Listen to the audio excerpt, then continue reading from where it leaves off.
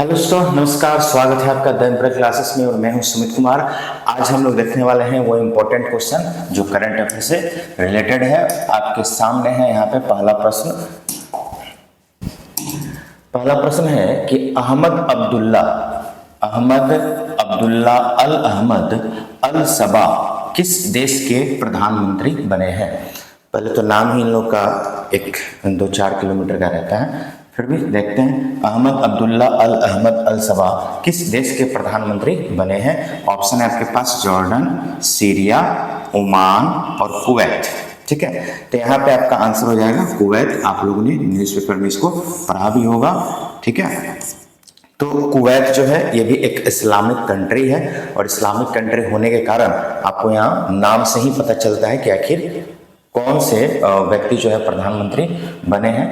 तो यहाँ पे आपका आंसर क्या हो जाएगा, कुवैत। चलिए अगले प्रश्न पे चलते हैं हम लोग। अगला प्रश्न है कि विश्व का 10वां सबसे व्यस्त एयरपोर्ट कौन सा बना है। ठीक है, ध्यान रखना है कि सबसे व्यस्त एयरपोर्ट बताना है और सबसे व्यस्त वो भी नंबर उसका क्या है, 10वां। तो पूरे वर्ल्ड में 10वें पोजीशन पे कौन सा एयरपोर्ट है। तो ऑप्शन आपके सामने है, चेन्नई अंतर्राष्ट्रीय एयरपोर्ट या कैंपेगौड़ा अंतर्राष्ट्रीय एयरपोर्ट, छत्रपति शिवाजी महाराज अंतर्राष्ट्रीय एयरपोर्ट या इंदिरा गांधी अंतर्राष्ट्रीय एयरपोर्ट। तो देखिए, भारत की राजधानी नई दिल्ली है और नई दिल्ली में ही जो हमारा एयरपोर्ट है वह सबसे व्यस्त है, पूरे वर्ल्ड में 10वें पोजीशन पे है।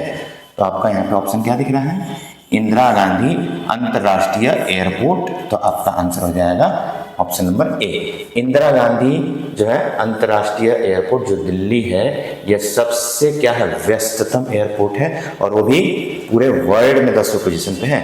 इसका मतलब भारत में क्या होगा, भारत में नंबर 1 होगा। तो ये बात ध्यान में रखना है आपको। चलिए अगला प्रश्न है कि माइकोलास एलेक्ना का संबंध किस देश से है जिन्होंने डिस्कस थ्रो होगा यहाँ पे, डिस्कस थ्रो नहीं, डिस्क थ्रो। ठीक है, एक मिनट, सॉरी। तो यहाँ पे डिस्क थ्रो जो है इसमें नया विश्व रिकॉर्ड बनाया है। आखिर वो व्यक्ति किस देश से बिलोंग करते हैं। तो ऑप्शन है आपके पास ब्राजील है, अमेरिका है, जापान है और लिथुआनिया है। ठीक है, तो यहाँ पे आपका आंसर क्या हो जाएगा, लिथुआनिया। ठीक है, तो ये लिथुआनिया जो है इस देश से बिलोंग करते हैं, अपना ही खुद बार बार रिकॉर्ड तोड़ते रहते हैं। तो किस खेल में जो है डिस्क, जो डिस्क ऐसे फेंका जाता है ना, उस खेल में, जैसे हम लोग यहाँ पे दरोगा वगैरह का एग्जाम जो होता है वो गोला फेंक जिसको बोलते हैं, तो इस तरह से इसमें डिस्क एक फेंका जाता है। तो बार बार ये अपना ही रिकॉर्ड तोड़ते हैं और वर्ल्ड में भी इनका ठीक ठाक रिकॉर्ड रहा है। तो आपका आंसर क्या हो जाएगा, लिथुआनिया। ठीक है, चलिए अगला प्रश्न हम लोग देखते हैं। अगला प्रश्न है कि थल सेना प्रमुख जनरल मनोज पांडे है ना, किस देश की 4 दिन की यात्रा पर रवाना हुए हैं। तो अभी हम लोग कुछ दिन पहले भी करंट अफेयर पढ़े थे कि जो हम लोग का सैनिक अभ्यास है वो किसी के साथ चल रहा है और फिलहाल जो है उसका आंसर क्या है आपका, उज्बेकिस्तान।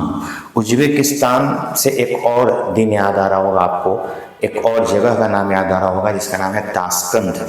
तो ताशकंद जो है यह 1966 में ताशकंद समझौता हुआ था, जो लाल बहादुर शास्त्री और पाकिस्तान के बीच में, भारत और पाकिस्तान के बीच जो 1965 में युद्ध हुआ था, उस 1965 के युद्ध में पाकिस्तान हार गया था, भारत जीता था। इसके लिए ताशकंद समझौता हुआ था, तो वो भी इसी जगह पे हुआ था।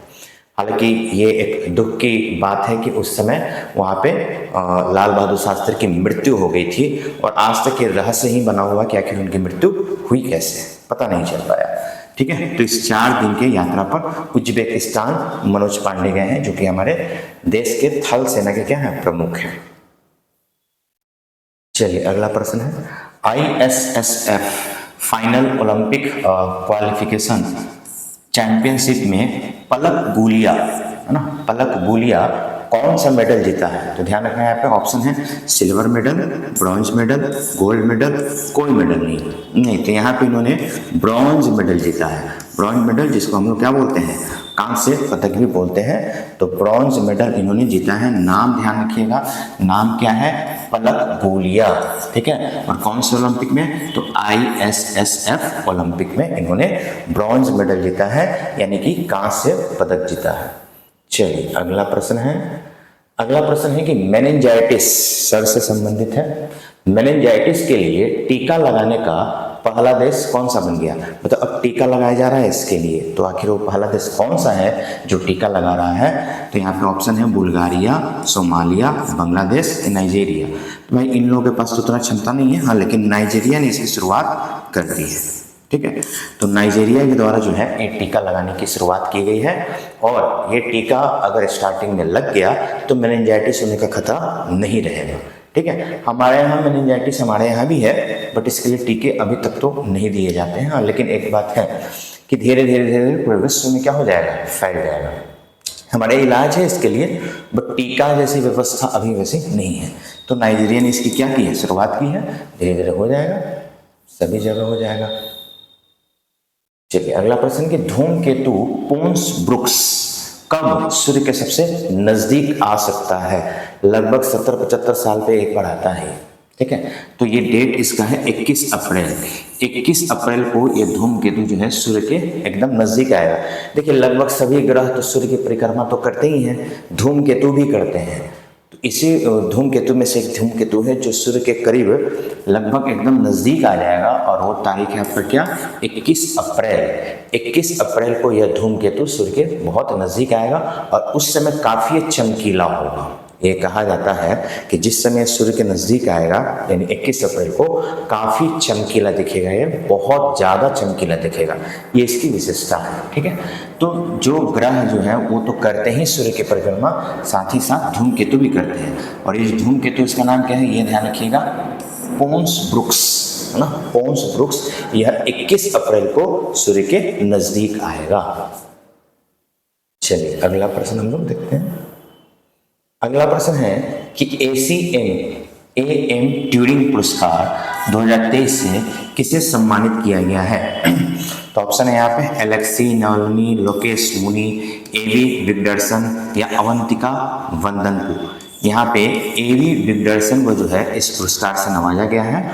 सोसाइटी में, समाज में एक बेहतर करने के लिए और सामाजिक सेवा करने के लिए जो है इस तरह के पुरस्कार दिए जाते हैं। तो आपका उत्तर हो जाएगा यहाँ पे एवी विगडर्सन।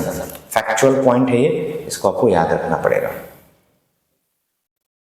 चलिए अगला प्रश्न है कि ओलंपिक फ्लेमिंग लाइटिंग सेरेमनी का आयोजन किस शहर में किया गया है? ओलंपिक फ्लेमिंग लाइटिंग सेरेमनी है किस देश में किया गया है? तो लंदन, पेरिस, ओलंपिया, नई दिल्ली। ठीक है, तो ओलंपिया में किया गया है। ओलंपिया ये पेरिस के आसपास में ही है। ठीक है, तो ओलंपिया में इसका आयोजन किया गया है। बहुत ही बेहतरीन तरीके से होता है, कभी लाइव आपको देखने का मौका मिले तो बहुत ही शानदार आपको देखने को मिलेगा। ठीक है, तो ओलंपिक फ्लेमिंग लाइटिंग सेरेमनी का आयोजन किस शहर में? तो ओलंपिया नामक शहर में किया गया है। ठीक है, चलिए अगला प्रश्न देखते हैं।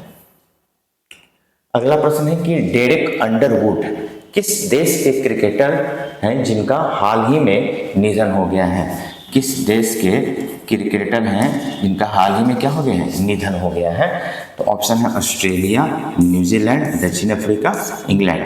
तो अगर आप लोग क्रिकेट से थोड़ा सा भी दिलचस्पी रखते हैं तो इसका उत्तर आप लोग जानते होंगे। उत्तर क्या हो जाएगा, इंग्लैंड। ठीक है, तो टोटल यहाँ पे आपको 10 प्रश्न मिला जो कि फैक्चुअल तरीके से इंपॉर्टेंट है। मैं ज़्यादा इसमें अभी डिस्कस नहीं करता हूँ, फैक्चुअल तरीके से ले आ रहा हूँ। और मैं हमेशा की तरह आज भी कह रहा हूँ कि एक पूरा टोटल सीरीज आपको ऑप्शन विथ डिस्कशन जिसमें स्टैटिक भी रहेगा, बस कुछ दिनों की बात है, आपको मिल जाएगा। तो ऐसे ही फिलहाल हम लोग 10 क्वेश्चन का रिवीजन करेंगे। एक तरह से आप इसको रिवीजन मान करके चलिए, और अगर आप इस वीडियो को देख रहे हैं तो समझिए कि इस सारे 10 क्वेश्चन को अपने कॉपी में नोट करके रख रहे हैं, तो आगे आने वाले एग्जाम के लिए बहुत ही क्या हो सकता है, ये इंपॉर्टेंट हो सकता है। तो आज के लिए धन्यवाद, फिर मिलते हैं हम लोग अगले वीडियो में।